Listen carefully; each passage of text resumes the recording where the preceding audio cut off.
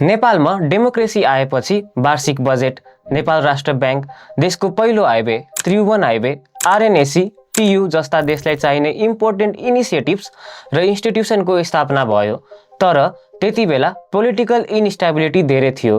देशलाई स्टेबिलिटीतर्फ लैजाने भन्दै त्यति बेलाका राजा महेन्द्रद्वारा राजनीतिक दलहरूमाथि ब्यान लगाइयो र विक्रम सम्वत 2017 पुस 1 गते देशमा पञ्चायत आयो। राजनैतिक उद्देश्यले प्रेरित भएका वर्गीय संगठनहरूलाई समेत यही घोषणाद्वारा हाललाई अवैध घोषित गरी यस्ता संस्थाहरूमा प्रतिबन्ध लगाइबक्सेका छौं।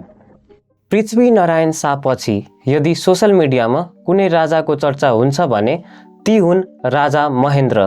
पञ्चायतकालमा राजाको प्रत्यक्ष शासन हुन्थ्यो।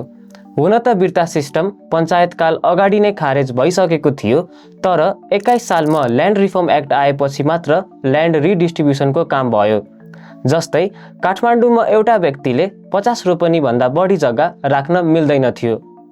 तर यो सफल हुन सकेन किनभने जमिनदारहरूले ती एक्सेस जग्गा आफ्नो मान्छेलाई दिन थाले। सिमिलरली रिसेटलमेन्ट प्रोग्राम अन्तर्गत तराईको 1 लाख हेक्टर भन्दा बढी जङ्गलहरू क्लियर गरिएको थियो। बाढी र पहिरो पीडितलाई दिइने ती जग्गाहरू त्यति बेलाका हाई अथोरिटी व्यक्तिले कब्जा गरे। पञ्चायत कालकै कारण राजा महेन्द्र र राजा वीरेन्द्र केही जनताबीच अझ लोकप्रिय छन्। यतिसम्म कि दशकौं बित्दा अहिलेका नेताहरूसँग कम्पेरिजन गरिन्छ। पञ्चायत कालमा धेरै गाउँहरूमा स्कुलहरू खुले। मलेरिया इरेडिकेसन प्रोग्राम सक्सेसफुल भयो। गाउँ गाउँमा भ्याक्सिनेसन क्याम्पिङ्स कन्डक्ट गरियो। धरान, महेन्द्रनगर र भरतपुर प्लान्ट सिटीका रूपमा एमर्ज भए। हेटौडा इन्डस्ट्रियल डिस्ट्रिक्ट अन्तर्गत हेटौडा सिमेन्ट उद्योग, हेटौडा टेक्सटाइल इन्डस्ट्रीले धेरैलाई रोजगारी दिए। सोही अवधिमा गोर्खाली रबर उद्योग, भ्रिकुटी कागज कारखाना जस्ता स्टेट ओन्ड एन्टरप्राइजेसको स्थापना भएसँगै नेपालको इकोनोमी घरेलु उत्पादनमा सिफ्ट भएको देखिन्थ्यो। तर कथा यतिमै सकिँदैन। 45 सालमा नेपाल र भारत बीच trade and transit treaty expire हुन्छ।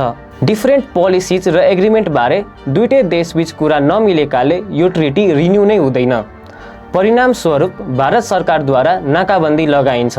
खानपानदेखि औषधि प्राय सबै सामानको मूल्य बढेर जान्छ। फ्युलको सर्टेज नै हुन्छ। यो नाकाबन्दी चल्दै गर्दा पहिलो जनआन्दोलनपछि विक्रम सम्वत 2046 साल चैत्र 26 गते पञ्चायतकालको अन्त्य हुन्छ। तर त्यो पोइन्टसम्म स्टिल 47% घर परिवार गरिबी रेखा मुनि नै थिए। 3 दशकसम्म गरिएको डेभलपमेन्ट एफोर्टले आम नेपाली जनताको जीवनमा सिग्निफिकेन्ट फाइनेन्सियल इम्प्रुभमेन्ट ल्याएको देखिँदैन। अपकमिङ भिडियोमा हामी नेपालमा प्रजातन्त्रको पूर्ण स्थापना भइसकेपछि इकोनोमिक चेन्जेसहरूको बारेमा डिस्कस गर्नेछौँ। Stay connected.